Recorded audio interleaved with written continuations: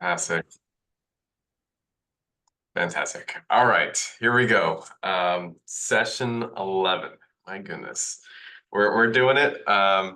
Welcome again. This one is on analysis tools. And this is number two for those who have been kind of tracking along. We've done a few related towards various tools, but those related towards analysis, you'll kind of reflect back when we spoke about run charts and control charts and went into good depth to understand upper control limits as well as the interpretation of those tools. So now we get to go a little bit deeper here as far as complexity. So I'll try my best to you know bring everyone along, but this is where certainly raise your hand, ask some questions, no problem. We'll get through this together. All right. So session outlined. We'll do a review of last week. We'll go into box and whisker plots, histograms, and chi-square testing. What is that? Again, noting these are some challenging topics. I'm going to do just a overview of them. I know when I took, my stats or biostats classes, this is usually a good few weeks worth of content and mulling over and everything. So this is going to be an overview. So don't stress too much. This is more so getting familiar with some of the key concepts and terms. Not necessarily you need to yourself apply it right after the session. Of course, if you have a project that goes in this direction, feel free to reach out. I'm happy to help guide you along. Okay, so what happened last week? All right, so we had bottom left our kind of overview, kind of a model of how we progress through improvement, A to B to C to D. We had talked about prior to the other week, we talked about the different needs for, hey, how do we get the project started, and then the use of a charter. We talked about, well, so what's the actual problem? How do we know it's a problem? Right? What kind of data or baseline data should we be looking at to address or identify what is actually the problem? And once we have those pieces and we have a team of people coming together and identifying those issues, we have those same teams of people considering, well, what potential solutions or tests of change could we trial out to maybe one of them becomes the actual solution. So but then that was the last time we spoke about. We really jumped into the application of testing those ideas, and then what are the various avenues for do we need to we're ready to maybe we like what happened. We agree that we want to completely remember, adapt, adopt, abandon. We want to adopt it completely, and we want to say, yeah, let's make it happen as a part of our organization, as a part of our team, a part of our workflow. And of course, I shared my examples with. I think early on I realized there's a whole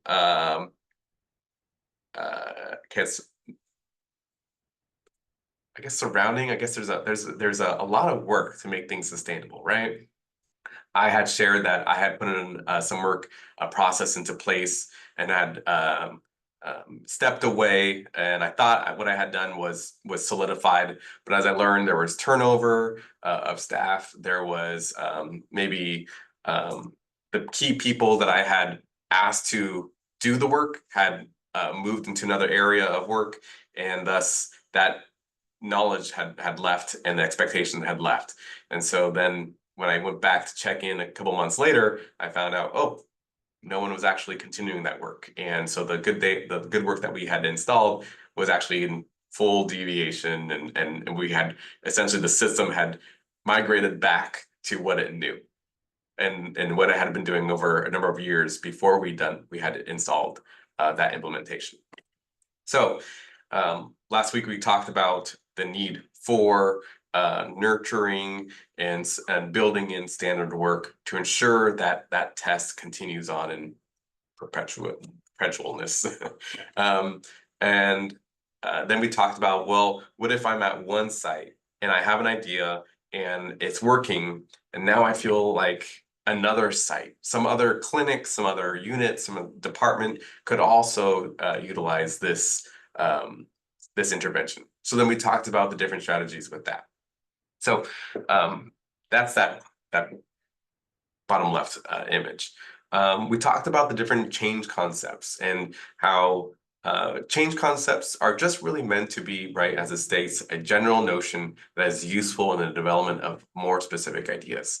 So these change concepts are broken out into these large categories. Do you want to eliminate waste? Do you want to improve workflow? Do you want to manage time? Do you want to maybe optimize the inventory of a given area? Well, below those big topic areas, there's more specific change concepts.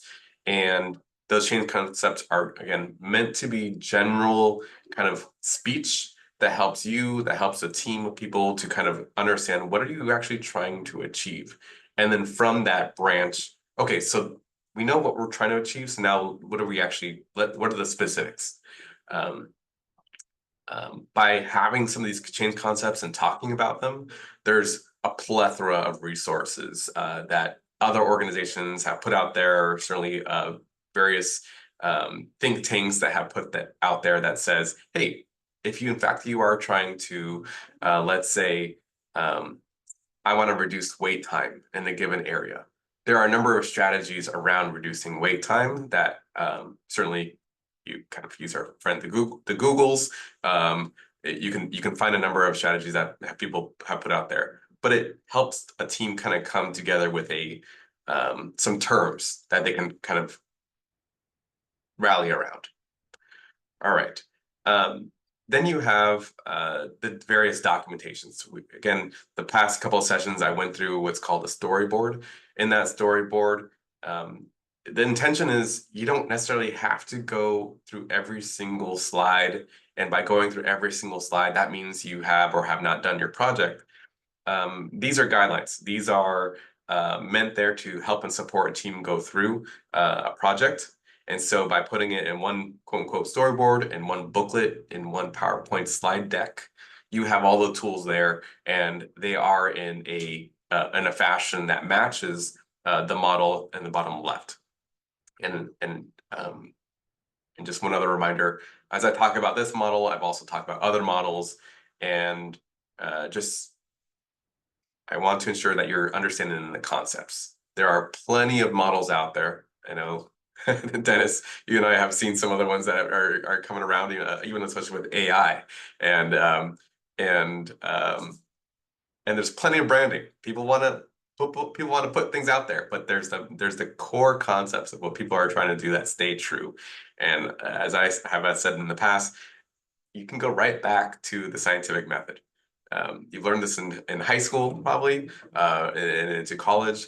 And if you get those key concepts of kind of being that scientist, and I'm going to understand and build some type of hypothesis, I'm going to create a study, I'm going to fulfill that study, I'm going to learn from the results of that study, and then I need to then make some type of decision on what I'm going to do next, right?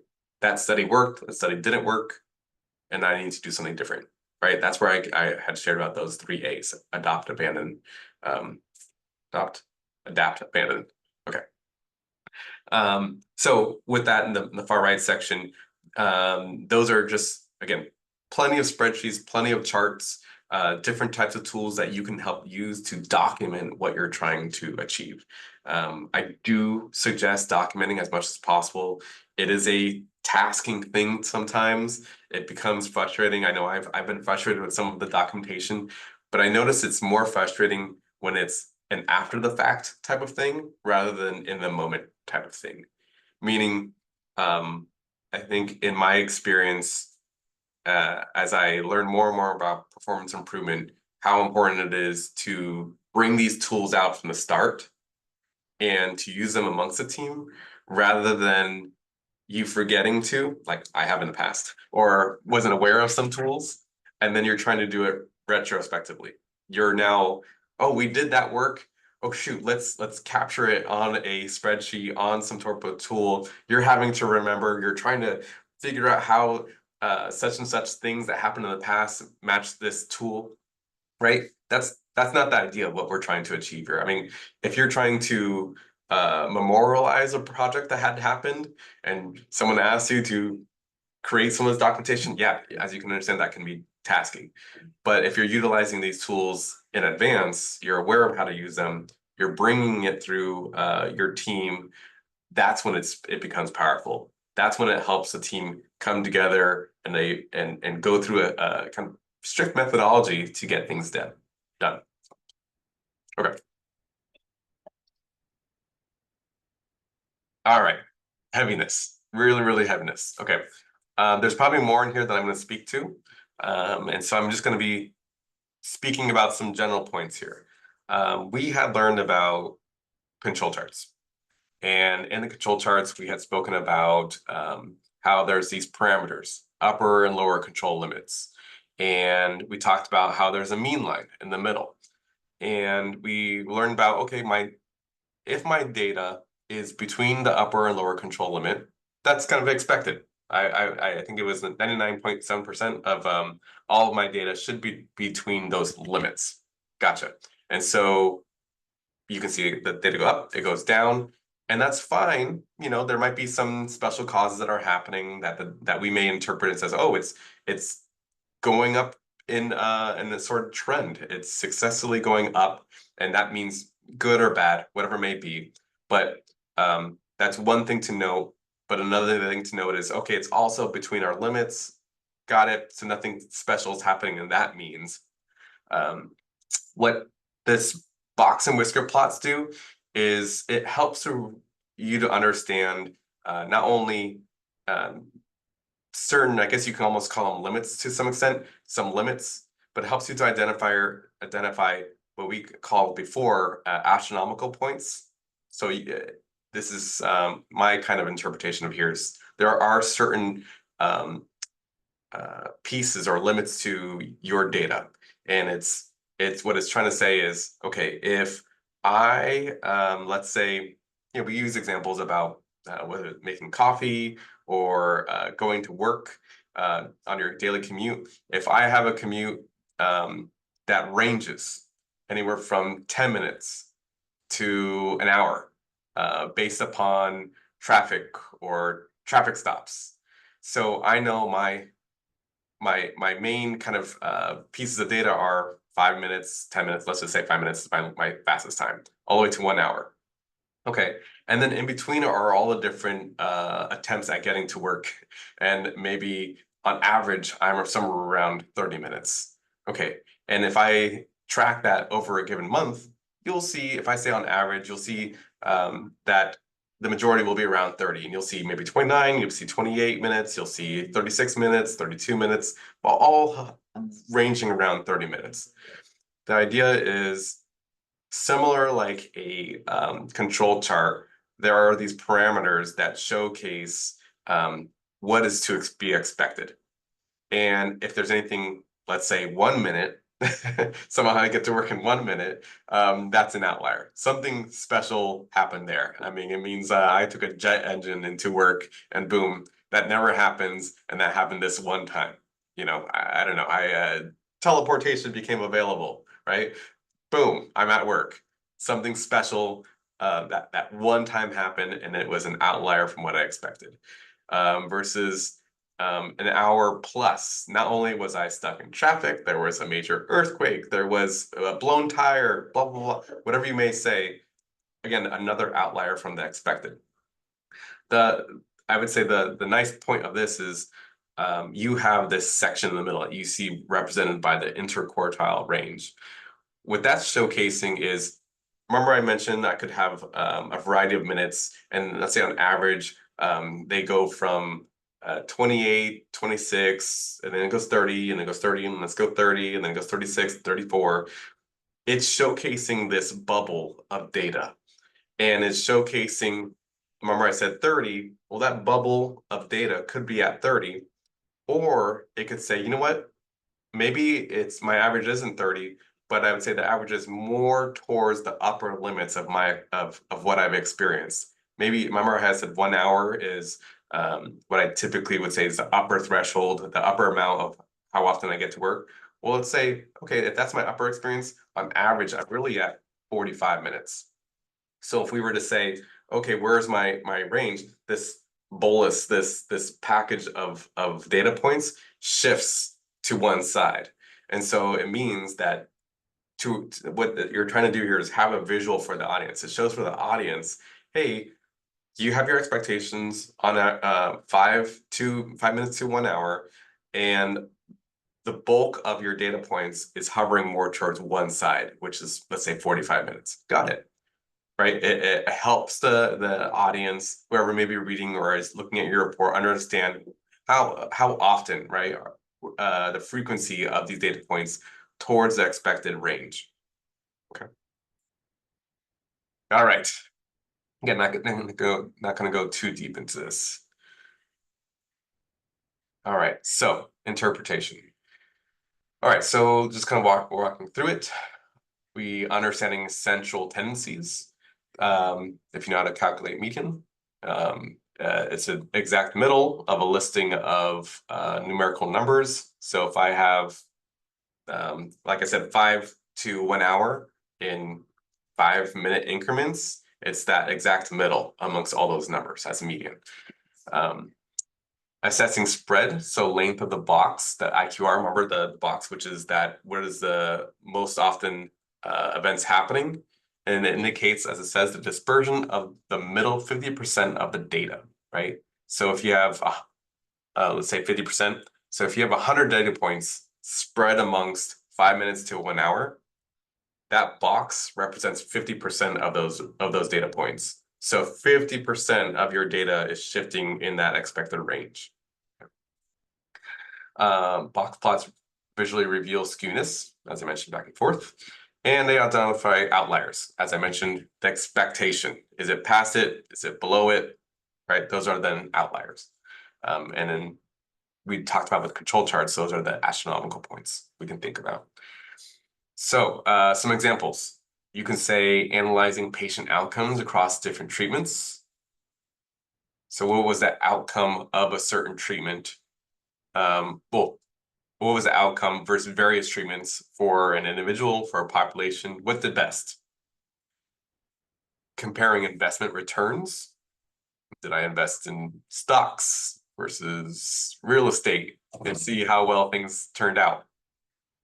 Social sciences, understanding income distribution across demographic groups. So understanding what does that income distribution look like for certain groups of people. Okay. All right. We're gonna move on. You're gonna see a theme, visualizing data and seeing where that data is located on a chart. So similar in nature, it's kind of had that just kind of going along the theme of visuals. Histograms this is another visual. So in this one, you've seen this one. You maybe yeah, you've seen this one maybe for bar. Also, you heard maybe bar charts, but this is a little different from a bar chart in which showcases distribution of these different weights. So you'll have y-axis shows the frequency or count of data points within each bin of something. Okay, the bin represents the bar itself, and x-axis represents the range of values. So remember range and expectations. It mentions weights, so it could be people. You know, it could be individuals in a given population and how much they weigh. Okay, the expectation is somewhere between 130 to 150. Okay, got it. And then we have a count of how many of those people had those certain weights. And so we see that the distribution of those people and at those weights seems to hover around 136, 138. Okay, and maybe you could say give or take 140. Okay, so then the bulk of that population is in that weight group. And of course, then that may contribute towards some type of support or against a certain initiative that's about to take place. Or maybe it helps you to really dive into who would best, or what is our population weights, and for this group, the majority, maybe we want to work at the majority, what do they need? Or maybe in opposite, for the minority groups, 148 and 134. Do we want to do something different for those groups, given whatever intervention is at hand? So again, just stating it's a graphical representation showing the frequency of distribution of data, and then it helps us to illustrate any patterns or trends. Okay. How are we doing? Okay. Flying through this. So next one is going into chi-square testing. Again, very challenging here. Definition and purpose. So it's a statistical method used to determine if there is a significant association between categorical variables by assessing whether observed frequencies differ significantly from expected frequencies. A lot of words, and I'm going to break that down. So with chi-square testing, you're trying to understand, well, there's two types of chi-square testing. One is test for independence, and that's when you have two categories versus you have good fit, one categorical variable. And I'll explain with these examples, what does that mean? So test for independence, it determines if there's a relationship between two categorical variables. So maybe you'll get the sense of what I'm talking about with this example. So the testing if there is a significant relationship between smoking status. So smoking status, there's two, right? You can be a smoker, you could be a non-smoker.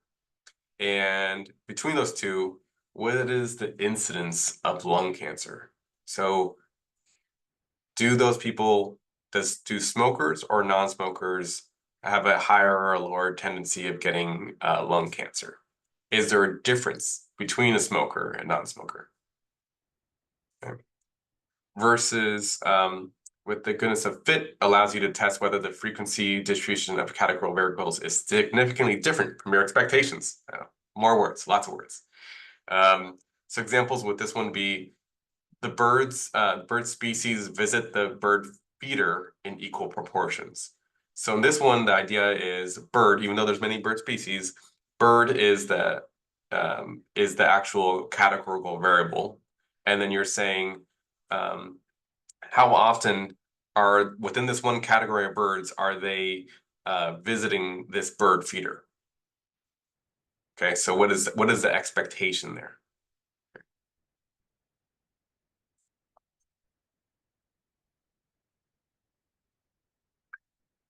Now, next kind of learning point are these things called these hypotheses, and this is challenging. I keep saying this is challenging. There's this thing called a null hypothesis and an alternative hypothesis. With a null hypothesis, what you're trying to say is, I've got this hypothesis, such as with the smokers, right? That my hypothesis from the start, let's just say, for me, there is no difference between smokers and non-smokers in attaining lung cancer. Okay, that doesn't mean necessarily, that's my belief, but this is something that we're testing. So we're saying, and by doing this test, I'm going to either prove that I'm right, or at least the hypothesis right, or it's wrong. And if it's wrong, then we use the term rejected. We're going to say, nope, doesn't exist. It doesn't. That's not true. When I said there is no difference between, that's untrue. There actually is a significant difference. Okay, so I know it gets a little funny because there's a little bit kind of this like double negatives, it feels like at times. So if my null hypothesis is there's no significant difference, then my alternative hypothesis is the opposite. There is a significant difference. So if I were to, I'll just say do math. When I do math, And I take a look at what ends results as a chi-square value. When I identify that chi-square value and I apply that chi-square to what's called a p-chart and see the p-value, I essentially am able to identify whether I was, or not I, but my hypothesis was right or wrong. Okay. And there's this threshold that we often use, which is 0.05. And that means it essentially 95% or 5%, however you might want to look at it, 95% of the values meet that expectation. Yikes. It means 95% of the data, 95, let's say 95 times the data that we look at is going to meet that expectation, a certain expectation. So I'm going to go one further here. No, even. So here's one that I had done. This is associated with we did some outreach, and this is outreach related towards I had done a project with I mentioned before Fit Kits, and this was taking a look at I wonder if there's any difference in people that I reached out to by race and ethnicity, like whether they did they pick up the phone? Do they not pick up the phone? Do they participate, not participate, type of thing? Essentially, and this is actually more so who actually picked up the phone to talk to us, just to ensure that I kind of got an understanding of that I get enough from speaking with those people, did I get enough information to then understand their participation? So I ran a chi-square, and you can see that there's a number on that left here, if I can see my mouse, 3.9. And remember I mentioned I do there's a calculation that leads towards the p-value, and there's this threshold of 0.05. As I mentioned, 0.05 is a threshold. So if it's, this gets it where it gets a little funny, but if it's below 0.05, that means there is a similarity between the different variables. Okay, so if we talk about, remember we talked about the example, the smoking. So if I had done a test and taken a look at, is there a similarity in, is there a significance between smoking and non-smoking? And I find that my p-value is below 0.05, that would tell me that there is a significant difference. A little funny. And we can use these terms also. You can see down below it says variables are independent, maybe versus dependent. So going back to my last slide, just kind of keep with this example here. So I've got a smoker. I've got two smoker and non-smoker. I run a test and I find that my p-value is below 0.05. If it's when the p-value is below the level of significance, and I chose my level of significance, which is 0.05, the results are statistically significant. This would mean that the null hypothesis is rejected. I know. Again, this means that if my null hypothesis was to assume that there was no significant difference, and the alternative is that there is a significant difference, and my data was below 0.05, that means I reject this one, this top box, and then I would accept the alternative hypothesis. And the alternative hypothesis is there is a significant difference in people who get lung cancer of the populations that are either smokers versus non-smokers. And I think we can all kind of understand that one, that we would say, yes, there has been enough literature out there that does say there is a significant difference between smokers and non-smokers in attaining or gaining lung cancer. Okay. All right. So that is the big, that's, I know we kind of, I feel like went over the hump with as far as the technical pieces of what we're trying to achieve here. With And essentially that is kind of the end point of our training on performance improvement. There's certainly opportunities to go more into detail on various topics.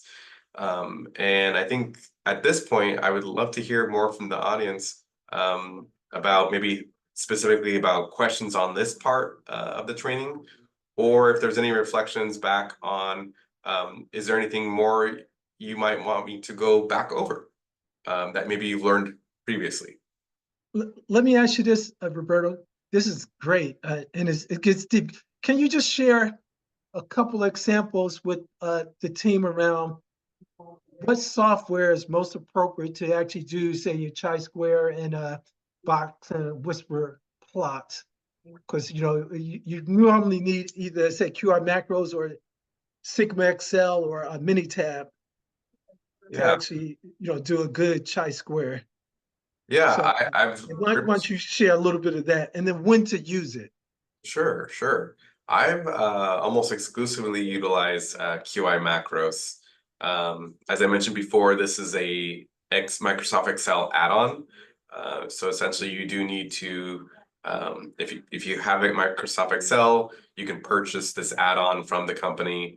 I know the company has certain deals given how many kind of licenses you purchase, but you download that into your computer. Then it essentially becomes another tab that's available to you on the Excel. So you know how there's like maybe a file or there's a review or whatnot. There'll be another tab that says QI macros. When to use this? I would say it's a good idea to use this on the front end of some projects that help you to maybe dive into um, what you're about to start testing. This might help with bridging or focusing in on what population to focus in on first. If I know it gets a little complicated there, but this might help with saying as I you saw my fit test. So early on in the project, we had done some outreach, and before I dove in deeper into maybe building out some certain workflows, I wanted to double check as far as the patient population, was there a certain area that I wanted to focus in on? And um, because through the testing, I found that there was no real difference in how the clinics were performing in maybe, let's say, participating in this, or there was no key differences in remember about people picking up the phone so I can hear from them. Um, it told me I didn't have to do anything special for certain groups. I didn't have to say, gotcha. So one certain ethnic group really didn't participate in my outreach efforts so that I could hear from them. And so I heard enough from every ethnic group enough where then I could say, well, then if I heard from everybody and they provided enough information, then I knew I didn't have to do something special, some other special intervention to get their response. So it helps me to refine or ensure that I don't have to do maybe a special outreach or a special something else. So on the front end of things.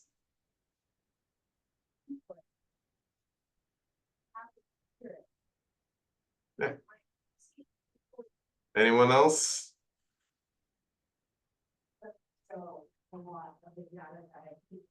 Is there any questions from the audience? And by the way, if there's nothing on this one, feel free to ask any other questions if you have any outstanding questions from previous sessions.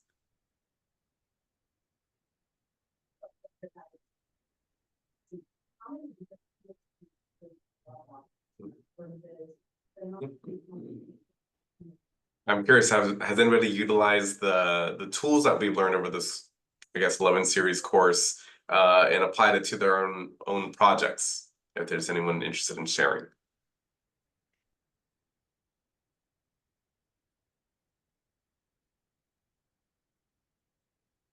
Is anybody still working on projects as we go along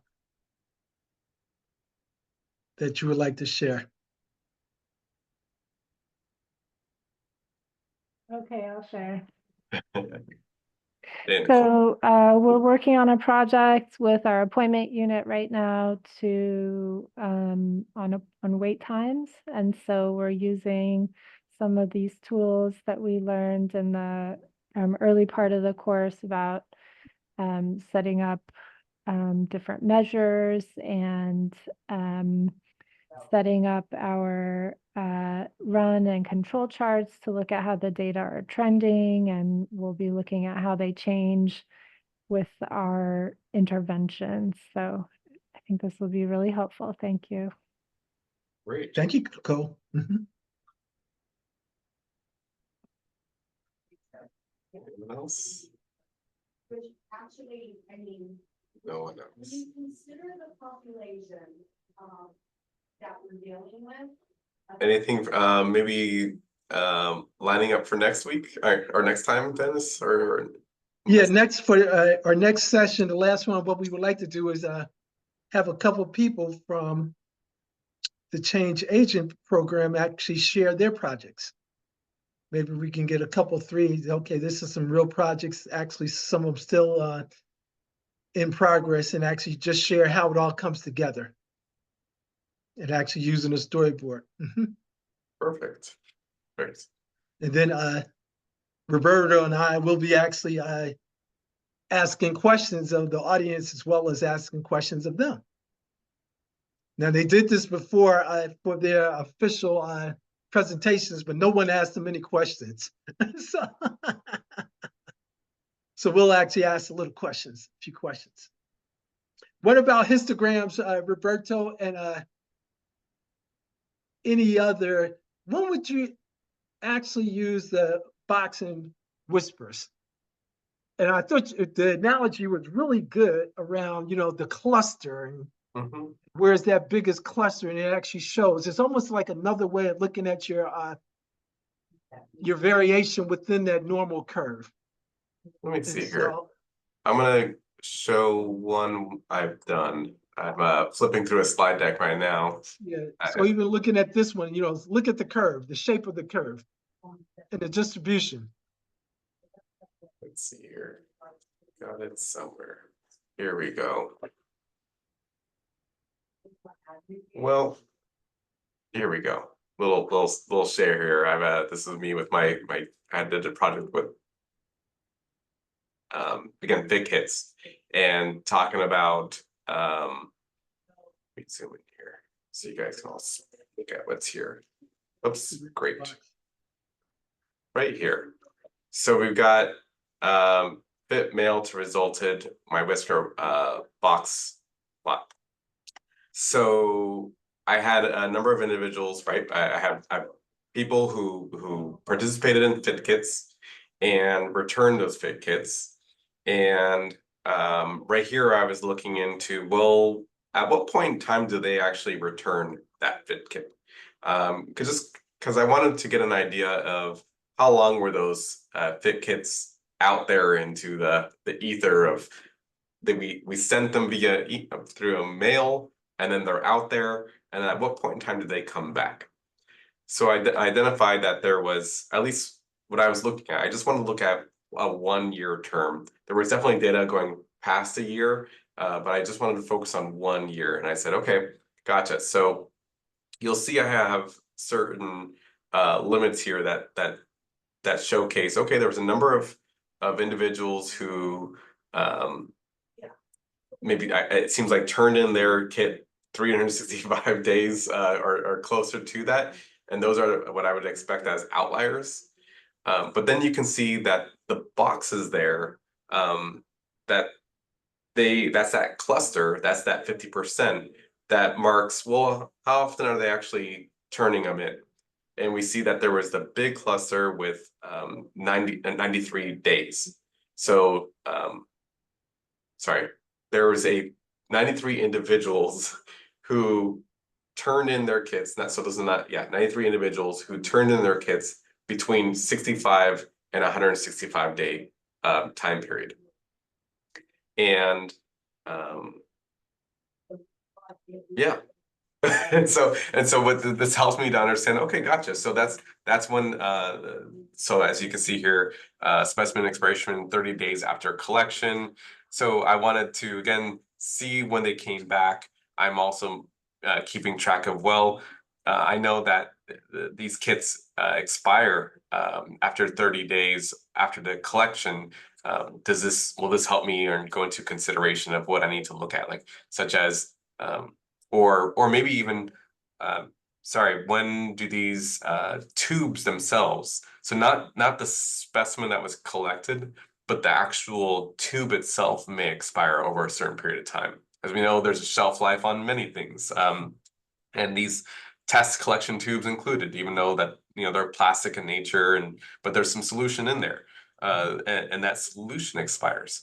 And so if I say, okay, I know that my grouping of when people turn things in is 15 days, 14 days, all the way to 165 days. Okay, I got to make sure that I don't send out a tube that expires within the next 2 months, because I know that people tend to hold on to these up to 165 days out and then return them, right? So if it's 2 months, 60 days, 3 months, 90 days, right? I can keep going. So I want to make sure that if I've got, I'm thinking about inventory here. If I have an inventory of tubes that I'm about to send out, I know I need to make sure I don't send any tubes that expire within 165 days for sure. No, great. I love it. Love it. Yep. And it's a great visual. Mhm. Yeah. Thank you. Thank you. And it's easy to read. Okay, bam, that's my range right there Mhm. that I'm getting them back, or people are holding on to them. Yes.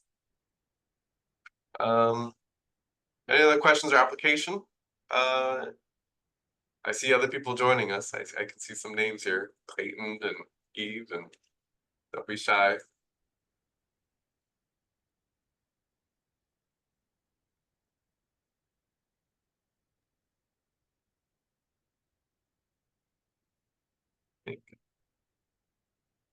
Okay. That's all I really got.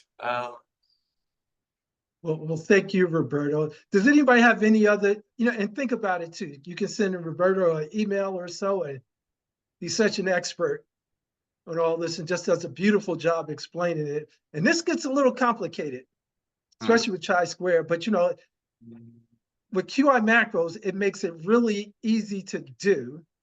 The hard part is actually interpreting the results, but really they kind of spell that out for you as well too. So if anybody needs any other, say, information how to actually acquire QI macros, please let us know as well. If you're working on a real project that you think it could be useful.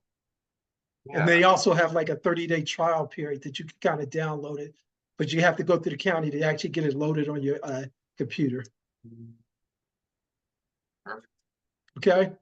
So if there's not anything else, thank you all. Our next meeting will be in a couple of weeks, and what we're going to do is just go over a few projects. And what we want to do is just open up the floor to ask you questions, and we might have a little baby quiz. So no worries or anything like that, because you'll all pass it. But thank you again for coming, and we look forward to talking to you in a couple of weeks. Take care now and enjoy the rest of your week. Bye now. Thanks, everybody. Bye. Thank you, Roberto. Great job Thanks, again. Roberto.